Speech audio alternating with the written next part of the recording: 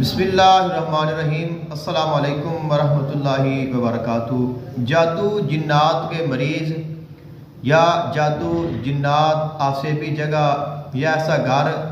جہاں پہ اثرات ہوں، جنات ہوں، موکلات ہوں، جادو کیا گیا ہو یا کسی بھی قسم کا ٹونا آسیب ہو، اس کو ختم کیسے کیا جاتا ہے؟ ہمارے پاس اگر ایک جادو یا جناتی مریض آتا ہے تو ہم اس کا علاج کیسے کریں، کون کون سے اعمال اور کون کون سے نقوش ہمیں استعمال کرنے چاہیے، تو اس کا آج طریقہ میں نے عرض کرنا ہے۔ انشاءاللہ مجھے یقین ہے یہ معلومات آپ کے لیے فائدہ مند ثابت ہوں گی۔ اس ویڈیو کی ریکارڈنگ کی وجہ ایک صاحب ہے جو کہ مجھ سے کافی دنوں سے رابطے میں ہے اور وہ چاہ رہے ہیں کہ میں انہیں کوئی معلومات بتاؤں علاج کرنے کے متعلق کہ علاج کس طرح کرنا چاہیے اور اس کے لیے ہمیں کن کن چیزوں کی ضرورت ہے اور اس کا طریقہ کار کیا ہوگا۔ تو عام اور سادہ لفظوں میں ذکر کروں گا، ہر کسی کا اپنا طریقہ علاج ہے، ہر کسی کے پاس اپنے اعمال ہوتے ہیں، اپنے نقوش ہوتے ہیں، تعویذات ہوتے ہیں، اور پھر ہر انسان کے پاس کوئی نہ کوئی ایسا عمل خاص ہوتا ہے کہ جس کے اوپر اس کو یقین ہوتا ہے یا جس کی اس نے زکوٰۃ ادا کی ہوتی ہے یا جو عمل اس کو اس کے استاد یا اس کے مرشد نے بتایا ہوتا ہے اور اس کے ساتھ وہ اپنے جتنے بھی معاملات ہیں ان کو حل کرتا ہے۔ تو سب سے پہلے آپ نے کوئی بھی عمل کیا ہے، کوئی بھی آپ نے زکوٰۃ ادا کی ہے، کسی بھی اسم کے آپ عامل ہیں، کسی دعا کے ہیں، کسی صورت کے ہیں، کسی آیت کے ہیں، کسی تعویذ کے ہیں، تو آپ اسی ہی چیز کو آپ استعمال کریں گے اور اس سے ہی آپ فائدہ حاصل کریں گے۔ اب یہ چیز تو کثرت کے ساتھ پائی جاتی ہے، آپ یہ عمل کریں جس کا یہ فائدہ ہے، یہ عمل کریں جس کا یہ فائدہ ہے، اس عمل کی زکوٰۃ اس طرح ادا کرنی ہے، اس کی زکوٰۃ اس طرح ادا کرنی ہے۔ لیکن جب ہم نے زکوٰۃ ادا کر لی تو ہم نے علاج کیسے کرنا ہے یہ معلومات بہت کم بتائی جاتی ہیں، اور بارہا مرتبہ اگر ہم اپنے استاد سے یا جو ہمیں زکوٰۃ ادا کروا رہا ہے یا جس نے ہمیں کوئی عمل وظیفہ کروایا ہے یا بتایا ہے اس سے پوچھتے ہیں تو پھر وہ ہم سے ناراض بھی ہو جاتے ہیں۔ اس کی کئی وجوہات ہیں، پر سب سے پہلی میری ناقص رائے کے مطابق یہ ہے، ہر بندہ علاج معالجے کرنے کا اہل نہیں ہوتا۔ ہر بندہ عمل تو کر سکتا ہے، وظیفہ تو کر سکتا ہے، پڑھائی تو کر سکتا ہے، زکوٰۃ ادا کر سکتا ہے، لیکن ہر بندہ علاج معالجہ کرنے کا اہل نہیں ہوتا۔ اب جو استاد ہوتا ہے یا مرشد ہوتا ہے اس کو اندازہ ہوتا ہے اس شخص کے پاس اتنی روحانیت ہے، اتنی اس کی پاور ہے اور اس قدر یہ کام کر سکتا ہے کہ نہیں کر سکتا۔ اب انسان کی اپنی ایک تمنا ہوتی ہے، اس کی خواہش ہوتی ہے اور وہ چاہتا ہے کہ میری وہ پوری ہو، لیکن اس میں وہ کوالٹی نہیں ہوتی، اس لیے پھر استاد خاموش ہو جاتا ہے۔ پھر جب ہم زیادہ اصرار کرتے ہیں تو پھر وہ ناراضگی کا بہانہ بنا کے سائڈ پہ ہو جاتے ہیں، وگرنہ وہ ناراض ہوتے نہیں ہیں۔ اصل وجہ یہی ہوتی ہے کہ ہمیں وہ انکار نہیں کر سکتے اور ہم اس قابل نہیں ہوتے ہمیں وہ چیز ملے اور ہم اس کے اوپر اصرار کرتے ہیں۔ یہی وجہ ہے کہ جو ہماری اور ہمارے استاد یا مرشد کے درمیان میں یا جو روحانی عامل ہے اس میں جدائی کا سبب بن جاتی ہے۔ بہرحال جی ہمارا آج یہ مقصد نہیں ہے، میرا مقصد تو یہ ہے کہ ہم نے علاج کیسے کرنا ہے۔ تو آپ کے پاس جو بھی نقش ہے، مثال کے طور پر آپ کے پاس نقش 15 ہے یا آپ کے پاس نقش سورۃ الکوثر ہے یا آپ کے پاس نقش سورۃ المزمل ہے، سورہ یاسین ہے، یا کسی اسم کا نقش آپ کے پاس ہے جس کی آپ نے زکوٰۃ ادا کی ہے، تو سب سے زیادہ جو نقش استعمال ہوتا ہے وہ نقش 15 ہی ہوتا ہے۔ تو میں اس کا ہی طریقہ کار آپ کو بتاتا ہوں، اسی کے مطابق پھر آپ ہر عمل اور ہر نقش کو استعمال کر سکتے ہیں۔ سب سے پہلے تو آپ تشخیص کریں گے آپ کے پاس جو آیا ہے یا جہاں پہ آپ گئے ہیں یا جس جگہ کے بارے میں آپ نے کرنا ہے۔ اب آپ کو پتہ چل گیا کہ یہاں پہ جنات ہیں، یہاں پہ سایہ ہے، یہاں پہ جادو ہے یا یہاں پہ ویسے اثرات ہیں، پھر آپ نے اس کے مطابق اس کا حل کرنا ہے۔ سب سے پہلا اور سب سے آسان طریقہ یہ ہے، آپ بیٹھیں اور اپنی پڑھائی کریں،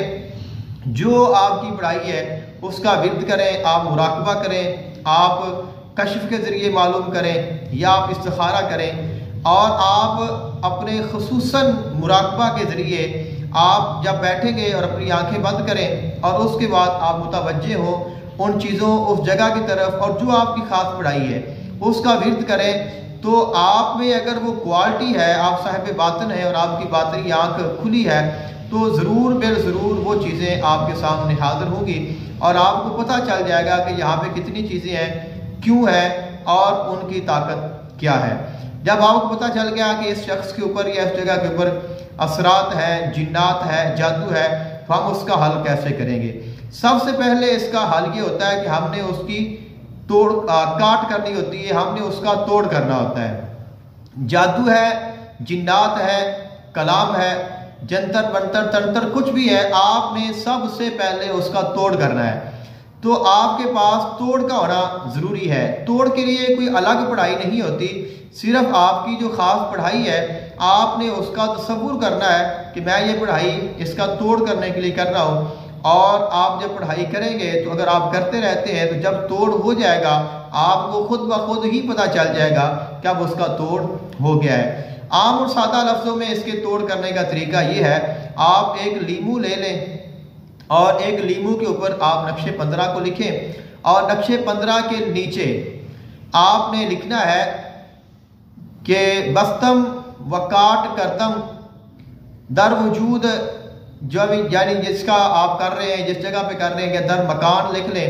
تو آپ نے اس کا نام لکھنا ہے، اس کی ماں کا نام لکھنا ہے اور لکھیں گے یعنی بستم وکاٹ کرتم در وجود یا در مکان ہما اقسام اثرات، سحر، جادو، جنات، جنتر منتر تنتر، علم، قلم، تعویذ، چاہے جو بھی چیز ہے، یا ہما اقسام روحانی و باطنی و ظاہری و جسمانی۔ اور آگے آپ لکھ دینا ہے بحق جو آپ آیت پڑھتے ہیں یا جس چیز کے آپ عامل ہیں اس کا آپ نام لکھ دیں گے۔ آگے الاجل الاجل، اسا تسا تسا، الوحا الوحا الوحا۔ تو یہ آپ نے لیمو کے اوپر نقش لکھا، نیچے آپ نے اس کا نام لکھا، نیچے آپ نے اس کی عبارت لکھ دی۔ اس کے بعد آپ اپنی پڑھائی کریں اور پڑھائی کر کے ایک چاقو اور چھری لیں جس کا دستہ لوہے کا،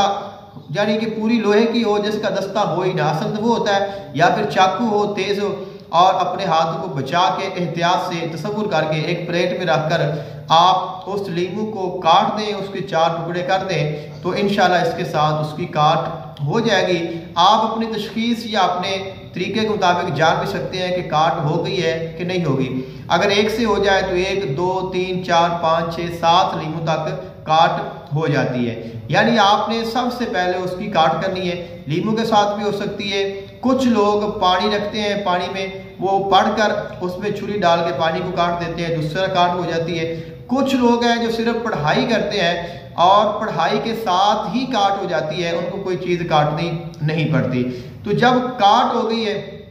کاٹ کے بعد آپ نے پھر اس شخص کا یا اس جگہ کا علاج کرنا ہے، تو اس کے لیے کہ اگر انسان ہے تو اس کو آپ پینے کے لیے ایک نقش دیں، تو پینے کے لیے تعویذ دیں کہ یہ آپ نے پینا ہے۔ اس کے بعد آپ ایک جو ہے تعویذ اس کو دے دیں کہ آپ نے اس کے ساتھ غسل کرنا ہے، نہانا ہے، اور ایک تعویذ دے دیں کہ آپ نے اس تعویذ کو پہننا ہے، اور اس شخص کو بھیج دیں، جو مناسب ہدیہ لے لیں اور اس کو راہ خدا میں جہاں آپ کو بہتر بتایا گیا ہے یا آپ کو لگے آپ وہاں پہ اس کو خرچ کر دیں، اور اس کے بعد آپ نے اس بندے کا تصور کر کے چند دن تک اس کے لیے پڑھائی کرنی ہے تاکہ جو آپ نے کاٹ کی ہے وہ مضبوط ہو جائے اور جو جادو جنات تھا وہ دوبارہ اس کے اوپر اثر انداز نہ ہو۔ تو انشاءاللہ چند ہی دنوں میں وہ بندہ شفا یاب ہو جائے گا، اور پھر آپ اس کو اپنے ذہن سے نکال دیجئے گا، جو آپ نے اس کو تعویذ دیا ہے وہ پہنے رہے گا تو اس کی حفاظت ہوتی رہے گی۔ اگر گھر ہے اس کا بھی یہی طریقہ ہے کہ جب آپ کاٹ کر لیں گے تو اس کے بعد آپ نے پانی دم کرنا ہے، اور اس کے بعد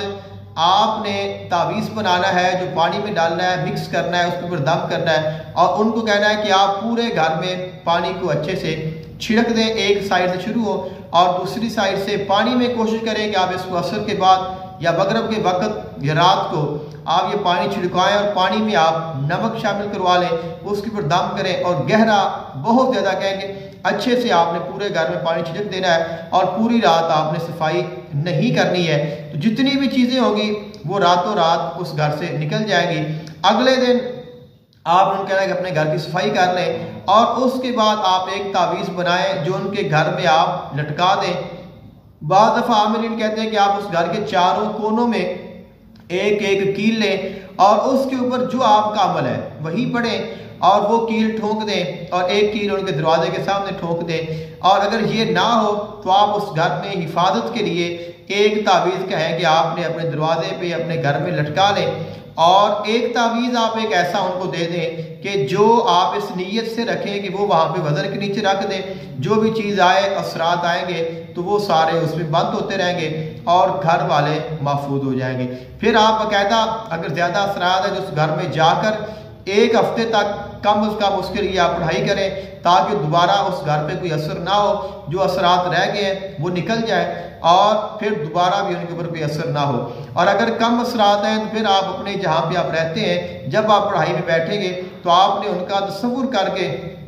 کم از کم ایک ہفتہ پڑھائی کرنی ہے تاکہ آپ نے جو کام کیا ہے وہ مضبوط ہو جائے اور اس کے لیے آپ کو دوبارہ پریشانی کا سامنا نہ کرنا پڑے. اسی لیے ہم مناسب ہدیہ لے لیتے ہیں کہ چونکہ آپ نے اس کے لیے وقت نکالنا ہوتا ہے, ٹائم دینا ہوتا ہے, پڑھائی کرنی ہوتی ہے. صاف ظاہر ہے کہ وہ سامنے والا سمجھتا ہے کہ یہ کھانے کے لیے کہہ رہے ہیں, یہ بہانے بنا رہے ہیں, تو آپ ان سے جھوٹ نہ بولیں, آپ ان سے بہانہ نہ بنائیں. آپ کہیں کہ پھر دیکھیں میں نے محنت کرنی ہے اور میری محنت کا اتنا مجھے آپ دے دیں. اگر آپ صاحب استطاعت ہیں, آپ کے پاس طاقت ہے تو پھر آپ نہ لیں. لیکن اگر آپ کو لگتا ہے کہ مجھے لینا چاہیے اور آپ کا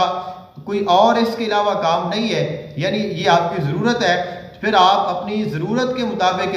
اور سامنے والے انسان کی استطاعت اور طاقت کے مطابق مناسب ہدیہ لے لیں. تو انشاءاللہ اس کے ساتھ آپ کے لیے بھی آسانی ہوگی, ان کے لیے بھی آسانی ہوگی. اور اس طرح آپ کسی بھی مریض کا, کسی بھی انسان کا, چاہے کوئی جانور ہے یا کوئی جگہ ہے یا کوئی مکان ہے یا کسی کی دکان ہے, آپ اس کا علاج بھی کر سکتے ہیں, اس کا توڑ بھی کر سکتے ہیں اور آپ بہترین طریقے سے روحانیت میں اپنا کردار ادا کر سکتے ہیں. مجھے اپنی خاص دعا میں یاد رکھیے گا. جزاک اللہ خیرا. السلام علیکم ورحمۃ اللہ وبرکاتہ.